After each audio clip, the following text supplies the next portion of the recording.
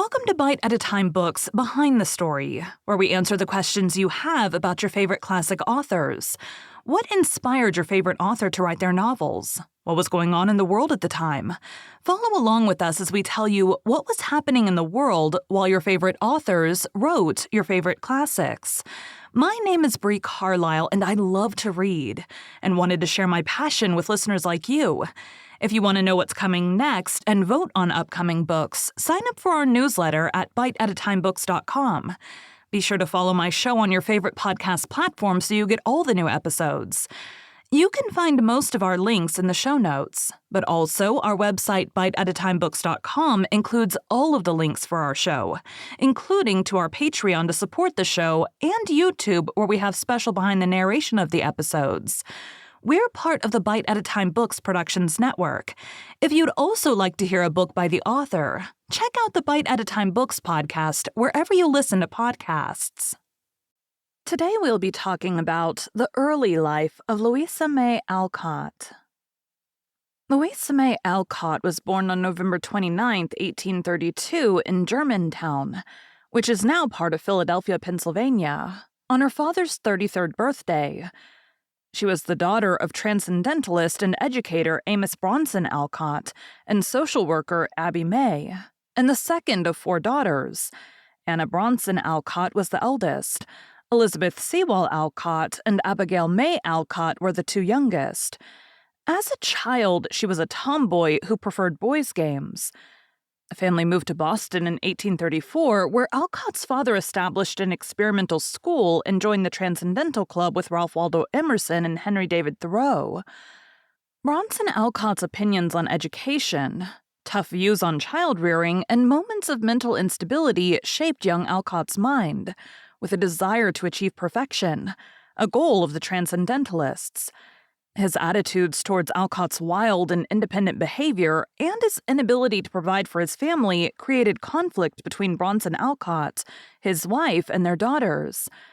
Abigail resented her husband's inability to recognize her sacrifices and related his thoughtlessness to the larger issue of the inequality of sexes.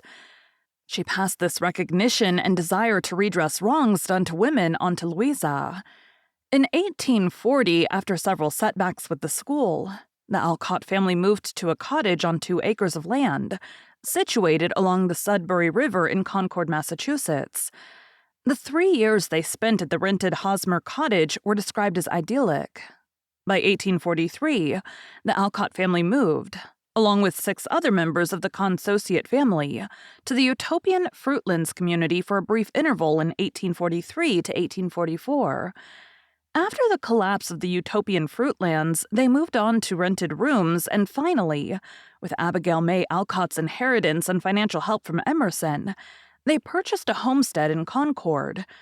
They moved into the home they named Hillside on April 1, 1845, but had moved on by 1852 when it was sold to Nathaniel Hawthorne, who renamed it the Wayside. Moving 21 times in 30 years, the Alcotts returned to Concord once again in 1857 and moved into Orchard House, a 2-story clapboard farmhouse, in the spring of 1858.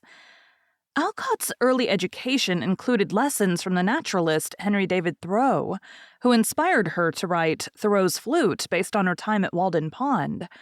Most of the education she received, though, came from her father, who was strict and believed in the sweetness of self-denial. She also received some instruction from writers and educators such as Ralph Waldo Emerson, Nathaniel Hawthorne, Margaret Fuller, and Julia Ward Howe, all of whom were family friends.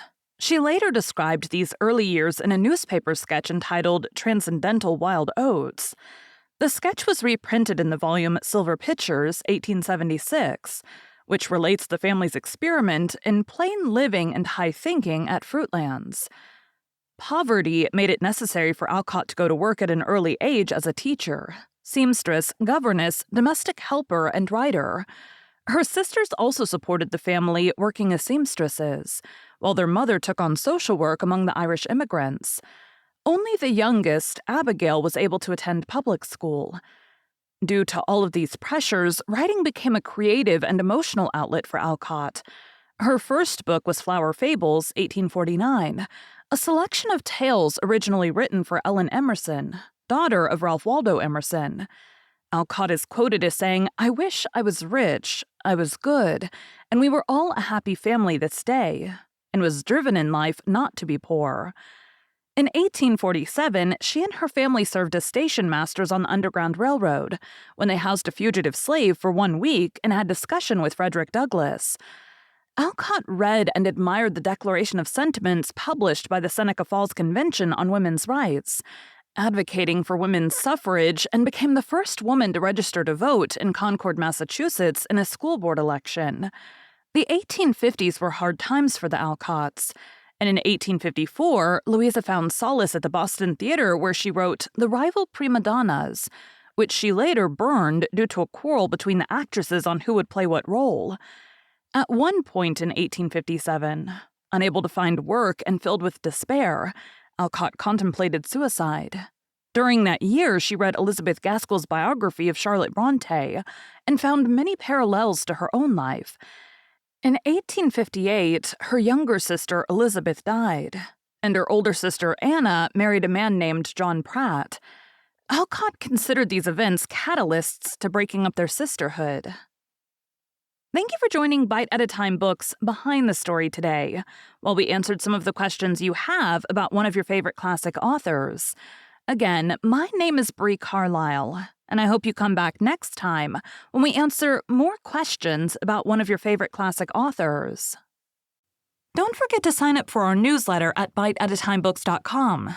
Check out the show notes or our website biteatatimebooks.com for the links for our show.